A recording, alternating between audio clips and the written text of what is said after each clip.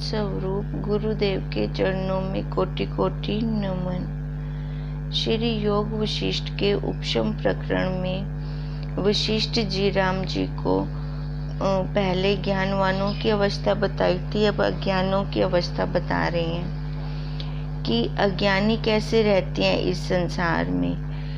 अहम भाव से चित्त, उनका अहंकार रहता है इस शरीर में और हमेशा ही उनके चित्त में ये संसार चल रहा होता है। तब तक उनको ये जगत भ्रम होता है। जैसे जब तक सूर्य है तब तक प्रकाश होता है और जब सूर्य अस्त हो जाता है तब प्रकाश जाता रहता है। जब तक उनका शरीर ठीक है तब तक उनको अहंकार है, पर उस जवानी में ही उन्होंने जो ये शरीर वाला अहंकार भरा तो अब बुढ़ापे में भी फिर वही निकलता है। पर उनकी इंद्रियों में बल तो होता नहीं, तो सबसे बड़ा उनको दुख तब लगता है। तैसे ही जब चित्त का अभाव हुआ तब जगत भरम जाता रहता है। देह में आत्मा बुद्धि करने महामूर्खता है, क्योंकि यह अध ऊर्ध्व संयोग है। जो आत्मा का ऐसा संयोग ना हो तो देह के नाश हुए आत्मा भी नष्ट हो जावे, पर देह के नाश हुए आत्मा का तो नाश नहीं होता। ये शरीर यहाँ रह जाता है ना, ये पांच भूतों का, ये प्रकृति का। पर उस साक्षी को, उस आत्मा को तो कोई फर्क ही नहीं पड़ता। जैसे वृक्ष के पत्ते नाश हुए, वृक्ष का तो कोई नाश नहीं होता। घट के नाश हुए आकाश का नाश नहीं होता। तैसे ही शरीर के नाश हुए आत्मा का नाश नहीं होता। मटके के अंदर आकाश है। देखो, जब हमने मटका बनाया तो उसके अंदर आकाश तो स्वतः आया, हमने डाला नहीं। अब वो मटका टूट जाए, वो उपाधि टूट जाए तो घड़े का आकाश महाआकाश हो गया, क्योंकि हमने उसको बाहर निकाला भी नहीं, वो पहले से ही एक था। जैसे पुरातन वस्त्र को त्याग कर पुरुष नूतन वस्त्र पहनता है, तैसे ही आत्मा पुरातन शरीर को त्याग कर नूतन शरीर अंगीकार करता है। इसी का नाम मूर्ख मृत्यु कहते हैं। पर शरीर के नाश हुए आत्मा का नाश तो नहीं होता। हे राम जी, जिसका चित्त निर्वासनिक हुआ है उसका शरीर जब छूटता है तब उसका चित्त चिदाकाश में लीन होता है। किसका लीन होता है चित्त? पांच तत्वों में पांच तत्व किसके मिलते हैं? जिनका संकल्प विकल्प खत्म हो गया, जिनके फूलने खत्म हो गए, उन्हीं का ही प्रांत काल आता है। अंत काल तो सबका आता है, ये स्थूल देह का अंत तो सबका हो रहा है। पर प्रांत काल किसका है? प्रांत काल मतलब सूक्ष्म शरीर का नाश किसका है? उसका फिर दोबारा जन्म नहीं होता। और जिसका चित्त वासना सहित है वह एक शरीर को त्याग कर और शरीर पाता है। जो देह नाश होवे अपना नाश मानता है वह कौन है? मूर्ख है। जैसे स्थाणु के अज्ञान से बेताल भासता है और जैसे माता के स्तनों में मूर्ख बालक को बेताल भासता है, तैसे ही अज्ञान से आत्मा मृत्यु भासती है। वो सारे मूर्ख हैं जिनको ऐसे लगता है। जो इसको अनात्म तत्व नाश हो अर्थात चित्त नाश हो जावे और फिर ना फुरे तो आनंद ही आनंद है। जो शरीर के नाश हुए आत्मा का नाश कहते हैं, वे मूढ़ हैं और मिथ्या कहते हैं। आत्मा को ना अग्नि जला सके, ना वायु बहा सके, ना वायु सुखा सके, ना जल बहा सके। अब जो लोग ऐसे मानते हैं, अब मृत्यु आई तो मतलब आत्मा भी मर गई, नहीं, मृत्यु तो इस शरीर की है। जैसे कोई देश से देशांतर जाता है तो उसका अभाव नहीं होता है, तो पड़ा ना, भले इस देश में नहीं है। तैसे ही एक शरीर को त्याग कर और शरीर को प्राप्त होता है तो आत्मा का नाश नहीं होता।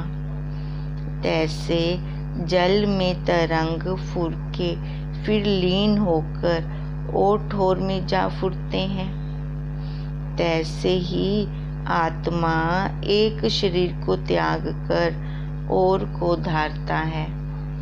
जैसे पक्षी उड़ता उड़ता दूर जाता है, तब दृष्टि नहीं आता परंतु नाश नहीं होता, तैसे ही शरीर के नाश हुए आत्मा और ठोर प्रकट होता है, नाश नहीं होता।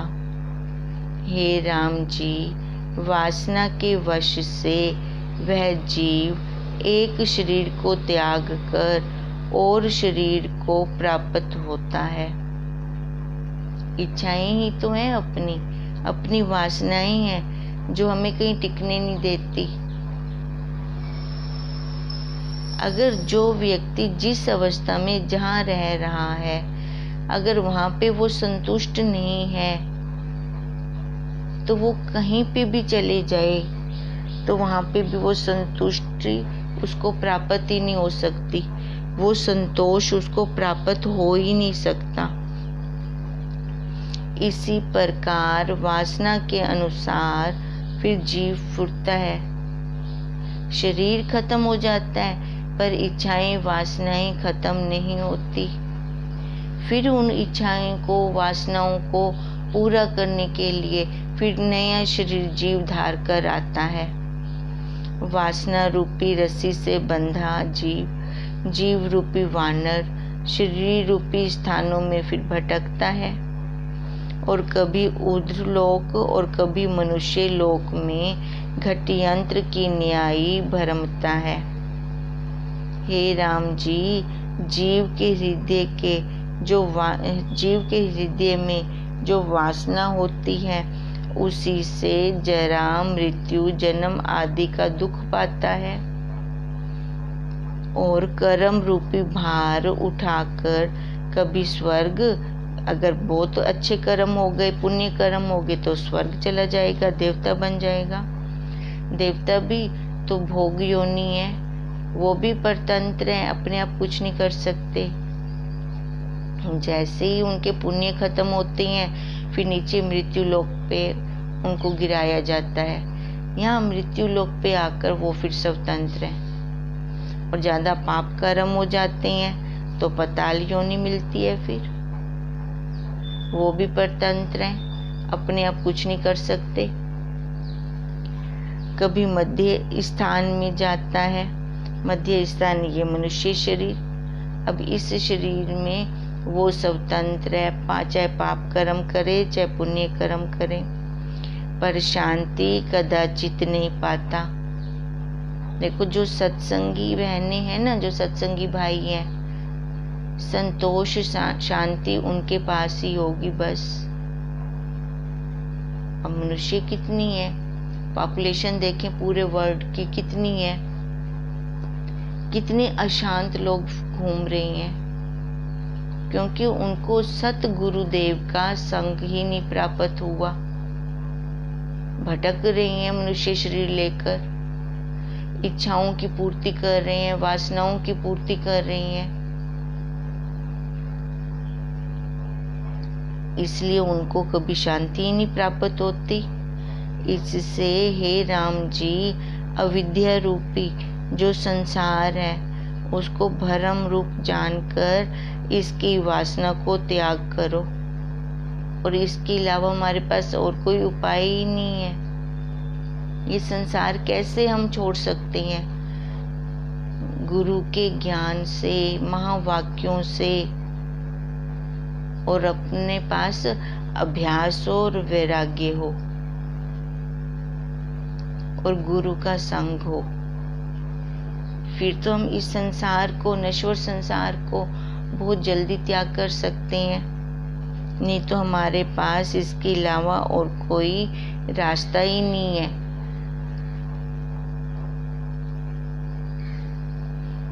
कहते हैं इसलिए इसको भ्रम रूप जानकर पहले ही कह दो मिथ्या है, मिथ्या है, मिथ्या है, स्वप्न है, स्वप्न है। क्योंकि जो हम अभी देख रहे हैं वो वैसा दूसरे पल में मिलता ही नहीं है। और अपने स्वरूप में स्थित हो जाएं। इतना कहकर वाल्मीकि जी बोले कि इस प्रकार जब वशिष्ठ जी ने कहा तब सूर्य अस्त हुआ, तो सभी स्नान के निमित्त उठे और परस्पर नमस्कार करके अपने अपने स्थान को गए। फिर रात्रि बिता के सूर्य की किरणों के निकलते ही आ बैठे। इति श्री योग वशिष्ठ उपशम प्रकरणे संसार योग उपदेश नाम 66 सर्गा समाप्त। वशिष्ठ जी बोले, हे राम जी, आत्मा देह के उपजे से नहीं उपजता। अब मिट्टी का घड़ा बनाया तो आकाश तब उपजा जो उसके अंदर आकाश आया, मिट्टी के घड़े के अंदर, कि आकाश पहले ही था।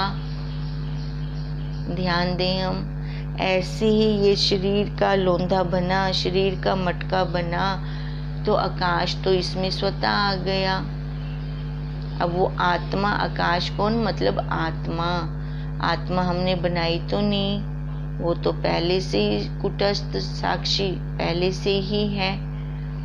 अब यही वशिष्ठ जी राम जी से कह रही हैं, आत्मा देह के उपजे से नहीं उपजता और नाश हुए से नष्ट नहीं होता। इसलिए तुम निष्कलंक आत्मा हो, तुमको देह के साथ संबंध कदाचित नहीं। जैसे कुंज में फूल और फल और घट में घटाकाश होता है, सो परस्पर भिन्न रूप होते हैं, क्योंकि घट टूटे फूटे आकाश को कोई हानि नहीं है, वो उससे अलग है। एक के नाश हुए दूसरे का नाश नहीं होता, तैसे ही देह के नाश हुए आत्मा का नाश नहीं होता। जो देह के नाश में अपना नाश मानता है वह मूर्ख है, क्योंकि उसने गुरुदेव के महावाक्य मुंह में रखे हुए हैं, उनका वो मनन निध्यासन नहीं करता।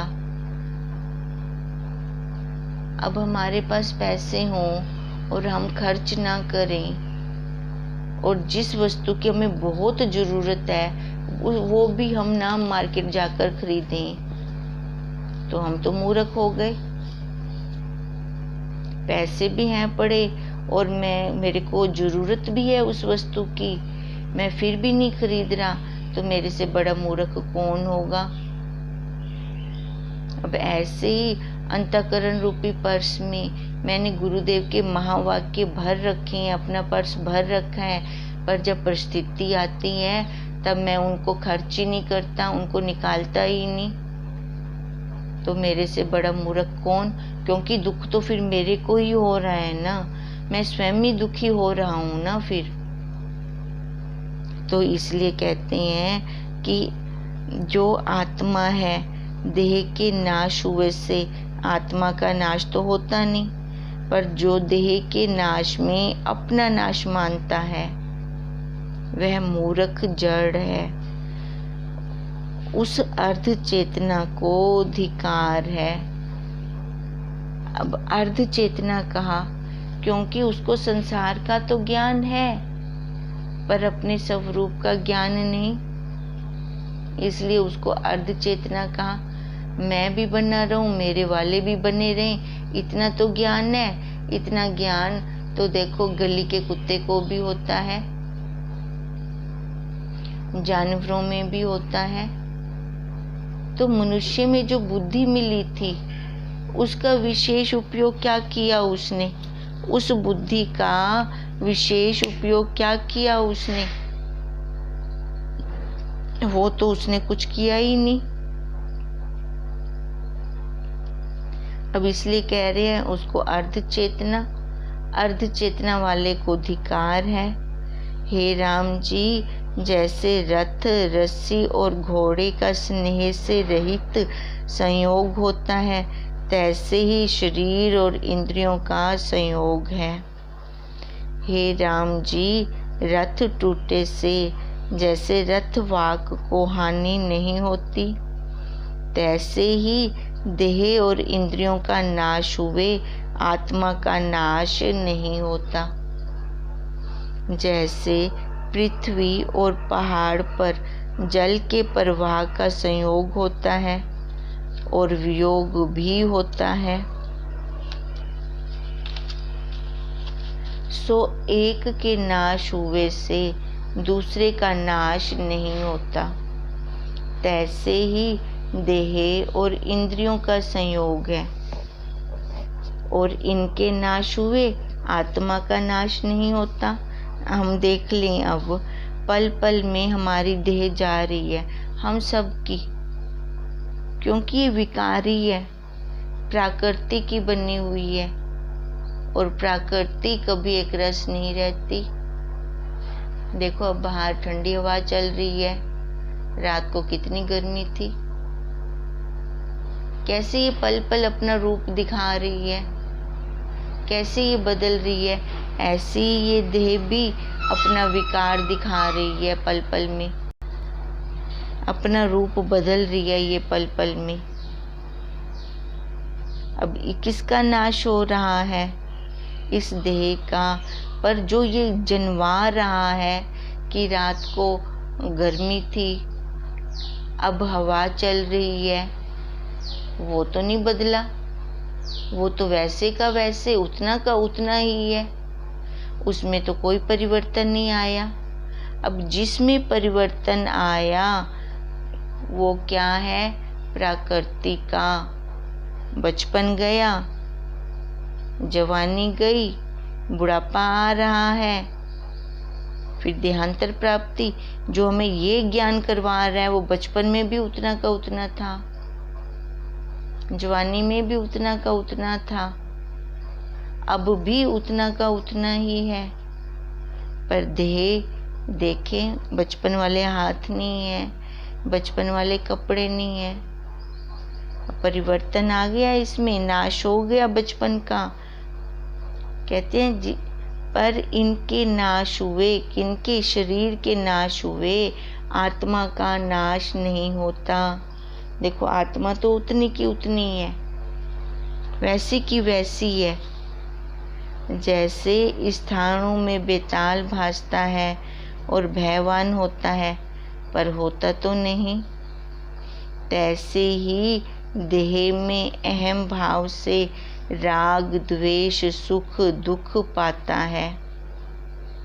जैसे एक काष्ठ की अनेक पुतली होती है, सो काष्ठ से इतर कुछ नहीं है, तो वो लकड़ी ही। अब देखो हम मिट्टी के, हम छोटे छोटे बचपन में सेना बनाते होते थे, खिलौने बनाते होते थे। अब सैनिक बना दिया, हाथी बना दिए, घोड़े बना दिए, राजा बना दिया, फिर उनकी आपस में लड़ाइयाँ भी करवा दी, 2 सेनाएं तैयार कर दी। अब वास्तव में ये क्या है? सारे हैं तो मिट्टी। अगर ये सेना हाथी घोड़े सब तोड़ दो तो क्या बच जाएगा? मिट्टी। और जब हाथी घोड़े सेना बनाई थी तब भी क्या था? मिट्टी थी। अगर हम नाम रूप आकार पे ना जाएं तो वो मिट्टी की मिट्टी ही थी। अब मिट्टी से खेल भी लिया और उसका ज्ञान भी ले लिया कि ये मिट्टी है। अब यही कह रही हैं कि वो सारे लक्कड़ के जितने मर्जी खिलौने बना लें, पर लक्कड़ से अलग तो कुछ नहीं है। तैसी जो कुछ शरीर हैं वह 5 भूतों के हैं। 5 भूतों से भिन्न कुछ वस्तु नहीं है। सारे ये 5 भूत ही बरत रही हैं। 3 गुण आपस में बरत रही हैं, पर हमारी दृष्टि उन 5 भूतों पे ना जाकर कहाँ चली जाती है? नाम रूप आकार पर। और नाम रूप आकार तो कभी भी एक जैसे नहीं रहते, वो तो हमेशा ही बदलते रहते हैं। जब ये 5 भूतों का शरीर 5 भूतों में लीन होता है तब उसको मृतक हुआ कहते हैं। है ये आश्चर्य? जो प्रत्यक्ष 5 भूतों का शरीर है उसमें आत्म भावना श्वान करते हैं। देखो किसके साथ उपाधि दे रहे हैं? श्वान के साथ। श्वान किसको कहते हैं? जो घर की रखवाली करता है। और फिर हर्ष और शोक को फिर प्राप्त होता है, इससे वो मूर्ख है। हे राम जी, ना कोई पुरुष है और ना कोई स्त्री है। ये लेप भी हमने लगाए हैं भ्रांतियों के कारण, पर इनके निमित्त मूड रुदन करते हैं, अपने आप को स्त्री मान लेते हैं। अब जैसा शरीर कर्मों के अनुसार मिला, हम अपने आप को वैसे ही मानना शुरू कर देते हैं। स्त्री का शरीर मिला तो अपने में स्त्री की भावना दृढ़ कर ली। पुरुष का शरीर मिला तो अपने अंदर पुरुष की भावना दृढ़ कर ली, पर वो आत्मा साक्षी दोनों से न्यारा है। ना वो स्त्री है ना वो पुरुष है, दोनों से ही न्यारा है। और अगर देखें तो हमें दिखाई भी देता है। अब ज्ञान में कोई डिफरेंस है? चाहे स्त्री ले चाहे पुरुष ले, दोनों के लिए एक ही है ना ये ज्ञान। सभी के लिए एक है ये ज्ञान। और जो भी इस ज्ञान को अपनाता है, चाहे वह स्त्री है, पुरुष है, बच्चा है, बूढ़ा है, जवान है, सबको ये ज्ञान आनंद देता है, संतोष देता है, शांति देता है। तो वशिष्ठ जी राम जी को आज ये बता रहे हैं कि अपने स्वरूप का ज्ञान जिनको है वो तो आनंद में है, चौथी अटारी पर खड़े होकर देख रही हैं। और जिनको अपने स्वरूप का ज्ञान नहीं है वो नीचे आकर गोते खा रहे हैं। मर्जी हमारी कौन सा रास्ता अपनाएं हम। हरिओम तत्सत, हरिओम तत्सत, हरिओम तत्सत।